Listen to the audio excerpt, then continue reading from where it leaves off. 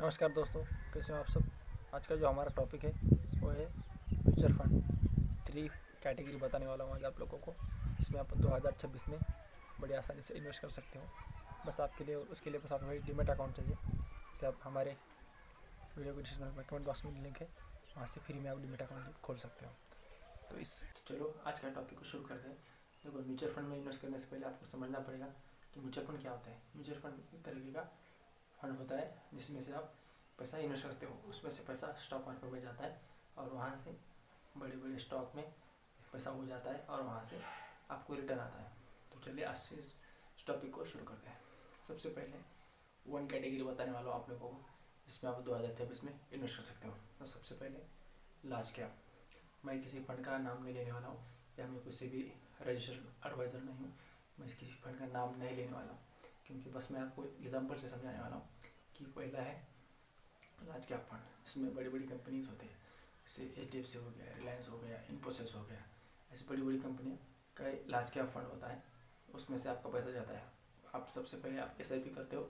SIP से माध्यम से म्यूचुअल फंड के पास पैसा जाता है और म्यूचुअल फंड से वो स्टॉक मार्केट में पैसा जाता है और उससे आपको रिटर्न आता है। सिंपल एग्जाम्पल है।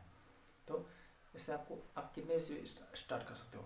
आप 500 रुपये से लेके 5 लाख तक SIP कर सकते हो या उससे ज़्यादा भी कर सकते हो। आपकी कैपेसिटी के ऊपर है, आप कितने के भी कर सकते हो SIP। इसमें कुछ ये नहीं है आप 5,000 10,000 ऐसा कोई लिमिट नहीं है। आप कितने की भी SIP स्टार्ट कर सकते हो। तो सबसे पहले स्टार्टिंग को शुरू करना। तो देखो, इन्वेस्ट करने के लिए ना आपके पास एक डीमेट अकाउंट लिंक चाहिए। हमारे कमेंट वीडियो के डिस्क्रिप्शन कमेंट बॉक्स में आपको लिंक मिल जाएगा, वहाँ से आप फ्री में डीमेट अकाउंट खोल सकते हो। और इसका बहुत बड़ा आपको देखते हुए ये देखना पड़ेगा, एक्सपेंसेस जो देखना पड़ेगा। हर कैटेगरी का एग्जिट लोड होता है हर फंड का। तो ऐसे बहुत सारे फंड हैं। बस मैं आप लोगों को आज 3 कैटेगरी बताने वाला हूँ। फर्स्ट लार्ज कैप तो हो चुका है, दूसरा है mid cap fund. Mid cap वो साइज कंपनियाँ होती है जो लार्ज कैप से थोड़ी छोटे साइज की कंपनियाँ होती हैं, उसको मिड कैप कैटेगरी को कहते हैं। क्योंकि उसमें थोड़ा रिस्क ज़्यादा होता है और थोड़ा रिस्क ज़्यादा होता है और वो लॉन्ग टर्म के लिए अच्छे ग्रोथ देते हैं। लार्ज कैप में क्या होता है कि बड़ी कंपनियाँ होती हैं, जैसे रिलायंस हो गया, HDFC हो गया। अब ये और कितनी बढ़ेंगी, ज़्यादा नहीं बढ़ेंगी ना, तो इनका बिजनेस बस सस्टेनेबल चलते रहता है। तो लॉन्ग टर्म के लिए बेस्ट होता है थोड़ा मिड कैप स्मॉल कैप में रहे, क्योंकि आपको जितना लंबा आप इन्वेस्ट कर सकते हो उसके हिसाब से आपको लार्ज कैप को थोड़ा कम करके स्मॉल कैप और मिड कैप में ज़्यादा इन्वेस्ट करना चाहिए। तो देखो, इन्वेस्ट करने के लिए सबसे पहले तो आपको समझना पड़ेगा मिड कैप फंड क्या होता है। मिड कैप फंड में ये होता है जो छोटी कंपनियाँ होती हैं। सबसे बड़ी होती है लार्ज कैप कंपनियाँ, उससे छोटी होती है मिड कैप, उससे छोटी होती है स्मॉल कैप। सबसे छोटी मतलब स्मॉल कैप। तो मिड कैप में क्या है, इन्वेस्ट करने के लिए आपके पास आपकी कम से कम 30 या 20% इन्वेस्ट करो, बाकी सब आप। तो मिड कैप फंड वो होते हैं जो छोटे साइज़ के फंड होते हैं, जिसमें कम इन्वेस्टमेंट होता है या ज़्यादा यंग लोग इन्वेस्ट करते हैं, क्योंकि उनको लॉन्ग टर्म में ज़्यादा बेनिफिट है। अगर आप यंग हो तो मिड कैप और स्मॉल कैप चूज़ कर सकते हो, क्योंकि उसमें ग्रोथ के चांसेस बहुत ज़्यादा होते हैं। लार्ज कैप में क्या होता है 10 या 12-15% CAGR आता है, उतना ही आता है। लेकिन मिड कैप में क्या होता है 15 या 20 तक आता है, 15-18 तक आता है। तो ये फ़र्क होता है। अगर आप उससे छोटी और कंपनी चाहते हो तो आपको स्मॉल कैप में जाना पड़ेगा, क्योंकि वहाँ पे ज़्यादा रिस्क होता है, हो बहुत ज़्यादा रिस्क भी होता है और बहुत ज़्यादा रिवॉर्ड भी होता है। तो आपकी एज के हिसाब से आपको इन्वेस्ट करना चाहिए। अगर आप 20 ईयर्स के हो तो मेरी आपसे यही गुजारिश है कि आप 70% आपकी इन्वेस्टमेंट का स्मॉल कैप और मिड कैप में रखो। 10% मैं एक डाइवर्सिफाई के लिए इंडेक्स फंड या लार्ज कैप में रख सकते हो। और इन फंड में आपको क्या होता है डाइवर्सिफाई होता है। डाइवर्सिफाई का मतलब आपका एक ही स्टॉक में आपका पैसा नहीं लग रहा है, मल्टीपल स्टॉक में पैसा लग रहा है। मान लो आप एक ही स्टॉक में आपका पैसा कभी नहीं लगता, हर तरह के अलग अलग कैटेगरी में पैसा लगता है। आप मिड कैप को ले लो, मिड कैप में थोड़े थोड़े पैसा मिड कैप में लगता है, थोड़ा लार्ज कैप में लगता है, ऐसे ऐसे अलग अलग फंड में पैसा लगता है। तो आपको डरने की कोई ज़रूरत नहीं है।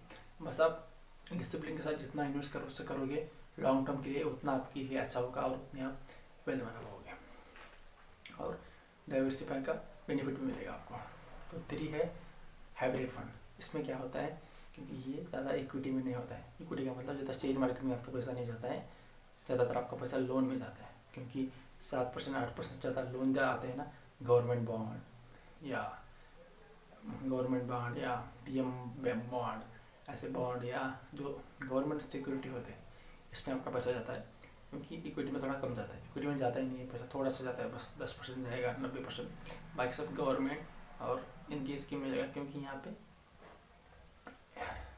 रिटर्न भी कम आता है, लेकिन 10 या 9%, 11% इतना ही रिटर्न आता है, ज़्यादा रिटर्न नहीं आता है। क्योंकि यहाँ पे क्या होता है कि आपको रिस्क ज़्यादा नहीं होता है, रिस्क ज़्यादा नहीं होता है तो रिटर्न कम आएगा। अगर रिस्क सही है तो small cap, mid cap is the number 1 invest करने के लिए, और लार्ज कैप, ये 3 बेस्ट है। लेकिन आपको कम रिस्क चाहिए। अगर आप नई इन्वेस्टर हो तो मेरी आपसे यही सलाह है, मैं किसी फंड का यहाँ पे नाम नहीं ले सकता, क्योंकि मैं या किसी को, मुझे किसी ने प्रमोट नहीं किया, या फिर मैं किसी मैंने पैसे भी नहीं लिए, क्योंकि मैं आपको सिर्फ एक नॉलेज दे रहा हूँ। बस इस नॉलेज को लेके आप इन्वेस्ट करते हो। अगर आप नए हो तो लार्ज कैप और हाइब्रिड फंड या फिर इंडेक्स फंड, ये 3 ही फंड को आप चूज़ करो, क्योंकि लॉन्ग टर्म के लिए ये बेस्ट है। अगर आप नए हो, अगर आपको ज़्यादा मार्केट का नॉलेज है तो आप ETF या ले सकते हो, या फिर और कैटेगरी से फंड ले सकते हो। ETF का मतलब होता है जो एक, छोड़ दो इसको।